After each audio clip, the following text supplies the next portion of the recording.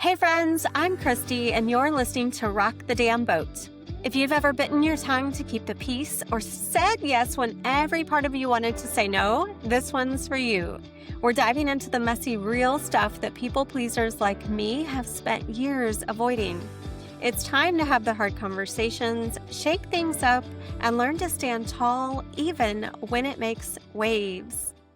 Today is International Women's Day, and I am so grateful for the women who have paved the way for us, women in history who have done brave and bold things to earn us the rights that we have today. For me to be able to freely speak on this podcast and rock the damn boat as necessary.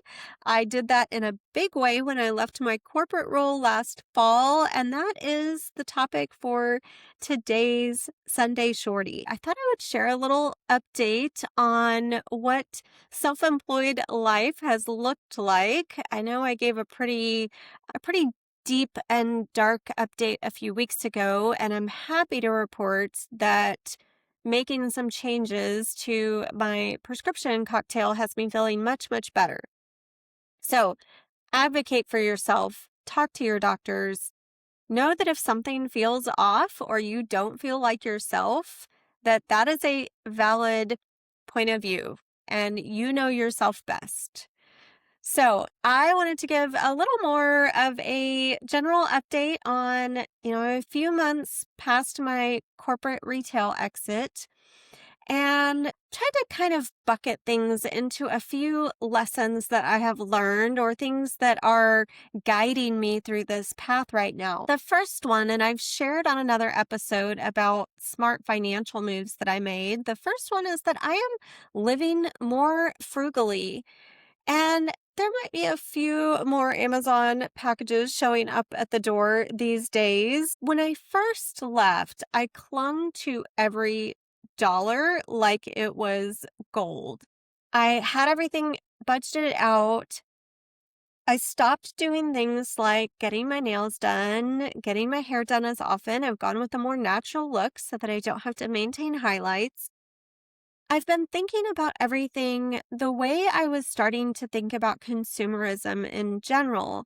And that was part of the end of my love affair with working in retail. And I was questioning my own relationship with that.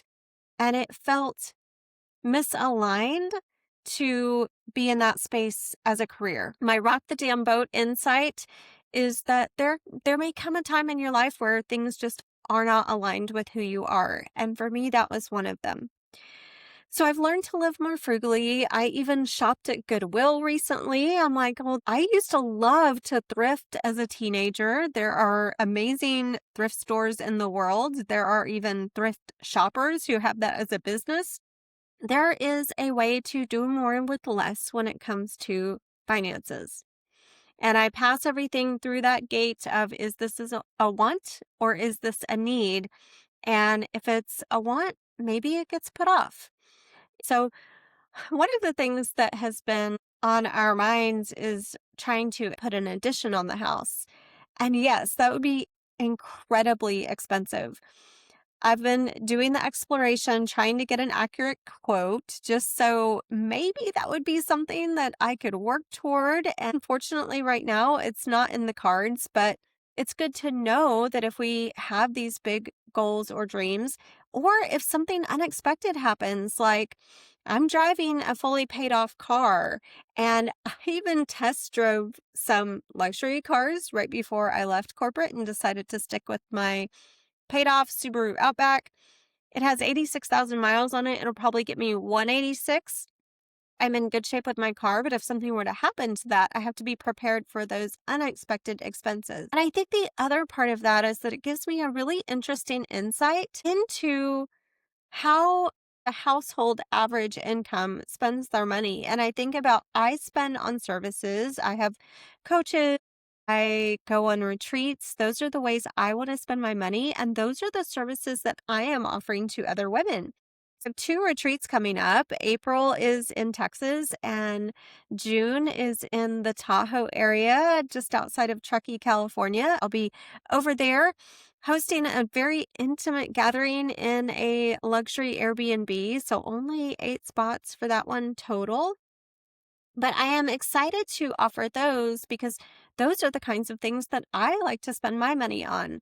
And that experience and what I'm left with and the personal development is far more rewarding to me than driving a luxury car with $1,000 a month car payment. My second takeaway and how I'm living my life right now, kind of a tenet, if you will, of my self-employment is I'm keeping one foot in front of the other. And it is hard some days. It is hard on days where I feel like I checked off one task out of 50 that I could be doing as a solopreneur. But I am doing something. And it's kind of blurry in the background, but if you're watching this, you might see a cork board with a bunch of little colored Post-its on it. I use a visual management tool called Personal Kanban. It is based on a book, and that is something that I use to keep my tasks organized. I looked at the end of last week and I had accomplished 8 or 9 things over the course of 5 days. And that's part of what the whole visual management system is designed to do, is to help you see and get that dopamine hit from how much you have completed. Whereas you might think that, oh, I'm not making a dent in what I need to do. By moving those to the complete section, I can see that I did a lot. I recorded and published a podcast. I edited pages of my book, refreshed my Tahoe retreat page. I took out an ad for the Tahoe retreat. I got a lot done.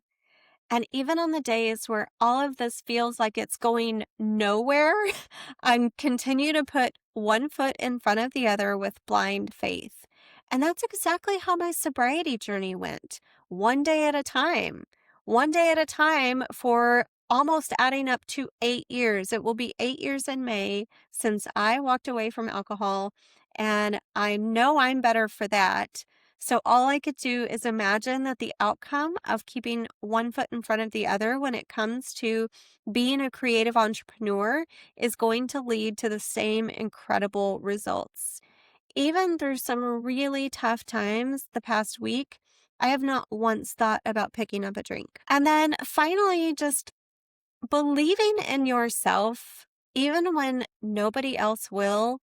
I was recording my Thrive framework because I'll be honest, nobody signed up for the March coaching cohort. And I love group coaching, so that's really where my emphasis is over one-on-one coaching. Not that I don't love one-on-one work, but I just like drawing from a multitude of experiences for someone to get the most out of either a coaching cohort or being on retreat. And that's why retreats are group experiences, right?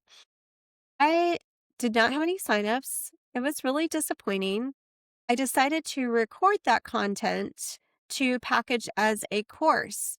And in editing that course, I was able to give myself all of the advice that I give to other people. And one of them was, you have to believe in yourself more than anyone else believes in you. And I believe in myself right now. I'm pursuing several different things, and I understand it looks like I have a lot of irons in the fire. I always have.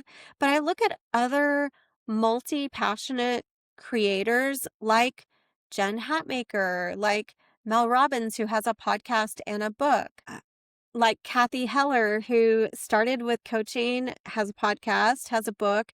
I admire all of these women for what they do. I believe in myself enough to count myself among them. And there are times where I don't feel that way. And that is where my support system comes in. That is why I always encourage women to have a support system. If they work with me in a group cohort or they come to a retreat, they get to build a support system of other like-minded women who are living boldly, living bravely, rocking the boat in their own lives. It is not easy, and it is incredibly scary. There are certainly people who think I'm crazy for walking away from the job that I did, but I found a journal from 2020 and I was reading a page where I was feeling really out of sorts. At the top of the page, I put swirling. Kind of like when you're spiraling, right? And everything is happening and the world is out to get you and you just can't even be positive to save your life. And I wrote swirling at the top of the page, and I wrote some things like short term, how could I make things better? Longer term, how could I make things better? What did I need in my life right then? Wrote several things. One of them was finish the effing book. And that was my first memoir, which I finished and published in 2021. I just finished my second manuscript and I'm working on editing that. I wrote host retreats in Hamilton. And while we're not in Hamilton anymore, I am hosting 2 upcoming retreats. And then the third was, drumroll please, quit corporate retail forever.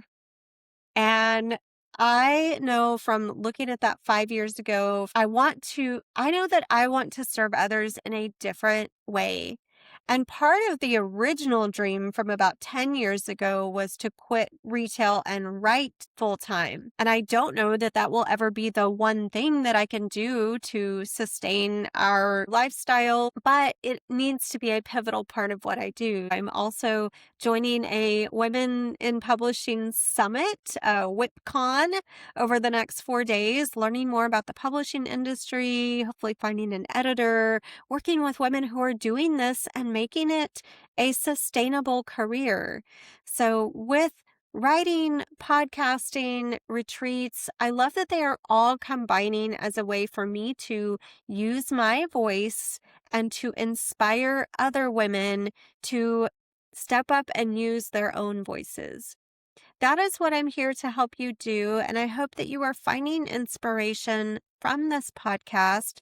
If you are, I could really use a boost, and I would love 5-star reviews, you leaving some comments on either Apple or Spotify. I think Spotify you can only leave a star rating, but on Apple you can leave comments. And if any of the episodes have inspired you in any way, I would love it if you would take the time to go and leave a comment in the Apple podcast, and let's prove those naysayers wrong.